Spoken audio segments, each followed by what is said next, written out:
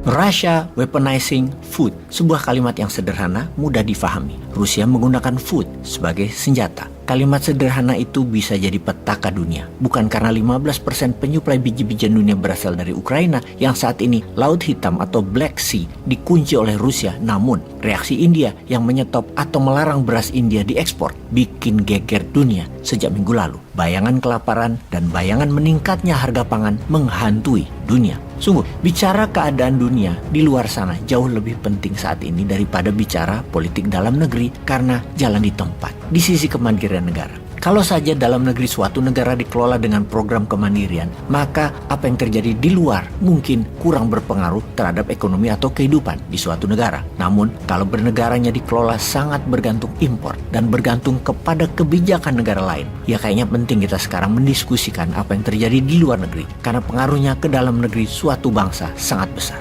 Setuju ya? Misalnya kita yang bergantung pada berbagai impor pangan. Padahal Indonesia itu pernah menjadi negara pengekspor beras. Juga Indonesia pernah menjadi negara pengekspor minyak bumi. Namun sekarang kita negara pengimpor. Impor murni bahkan kalau urusan minyak bumi. Karena sampai akhir zaman, kalau kelolaannya begini, Indonesia akan terus impor minyak bumi. Walau alasannya dikatakan karena penduduknya bertambah, karena itu Indonesia harus impor. Namun kita bisa melihat kalau penduduknya bertambah dan produksinya tidak bertambah, ya kita harus impor. Jadi kita negara pengimpor murni. Inilah kuncinya sekali lagi. Produksi tidak bertambah. Harusnya program pemerintahnya adalah terus meningkatkan produksi. Penduduk memang bertambah. Ya, pendapatan penduduk harus bertambah juga. Dan produksi harus bertambah juga. Tumbuh sejajar, tumbuh bareng. Kita ke India sekarang yang sejak 10 tahun terakhir dikelola sangat profesional dan sangat world class. India yang penduduknya terbesar di dunia itu adalah merupakan negara pengekspor beras dunia, di mana 40% beras dunia diekspor oleh India. Kok bisa? Padahal 10 tahun yang lalu India belum punya produksi sebesar sekarang. Di sisi Indonesia, makin kesini impor kita semakin membesar, bahkan terbesar sepanjang sejarah negara Indonesia berdiri.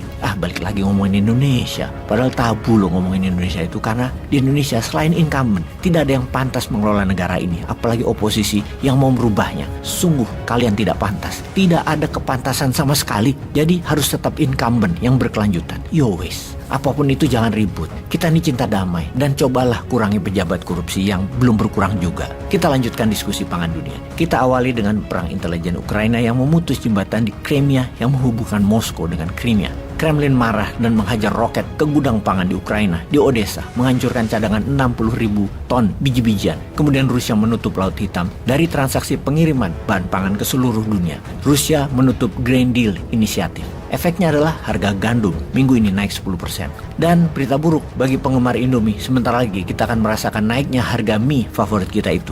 Lalu ketika 20% penyedia gandum tidak memberikan suplainya, maka dunia menengok ke India. Karena India melarang ekspor gandumnya tahun lalu, dan kemarin India melarang ekspor beras sebagai alternatif gandum. Seberapa sakti India dalam urusan beras emangnya? 40% kebutuhan dunia akan beras disuplai oleh India. 140 negara dunia mengimpor beras dari India. Lihat betapa dahsyatnya kekuatan beras India. Itulah global player yang India sedang mainkan sekarang. Di tahun 2022 India mengekspor 100 juta ton beras. Bayangkan 100 juta ton beras itu hampir 3 kali produksi beras Indonesia. India lebih banyak produksinya dibanding 4 negara pengekspor beras lainnya, seperti Thailand, Vietnam, Pakistan, dan Amerika jika dijumlahkan. Apa yang India lakukan memang langkah pintar Narendra Modi. Strateginya adalah menjalankan strategi apa yang Kissinger punya dogma. Control energy, you control country. You control food, you control people. Narendra Modi memainkan peran sebagai global leader dan global player dengan strategi beras. Control food, tentunya control people dunia. Setelah melarang ekspor gandum, India melarang ekspor gula, dan sekarang melarang ekspor beras. Nah, bagaimana dunia sekarang melangkahnya? Bagaimana Indonesia sekarang langkahnya? Cuaca dunia yang semakin tidak menentu karena weather warfare. Food war sudah dijalankan. Proyek pangan Indonesia gagal total, hanya buang-buang uang. Jadi ke depan bagaimana nih? Merengek minta hutang lagi? Yuk kita bantu dengan perbanyak puasa, kurangi beras dan gula. Begitukah? Kok rakyat lagi yang harus prihatin ya? Kapan kalian yang di atas yang prihatin? Peace.